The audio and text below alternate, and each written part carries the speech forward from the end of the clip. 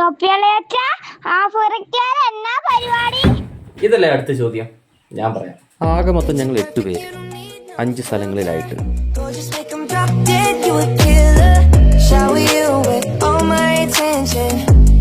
അങ്ങനെ ഇതാണ് ഞങ്ങളുടെ പരിപാടി എന്ന് പോയിന്റ് ഔട്ട് ചെയ്ത് പറയാൻ പറ്റുമെന്നറിയില്ല.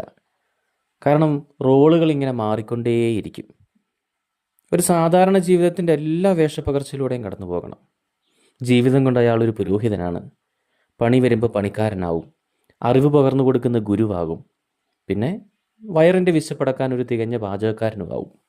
അങ്ങനെ ഒരു സാധാരണക്കാരൻ്റെ സർവ്വ വേഷപ്പകർച്ചയിലൂടെയും ഞങ്ങളുടെ ജീവിതം ഇങ്ങനെ മനോഹരമായിട്ട് മുൻപോട്ട് പോകുന്നു.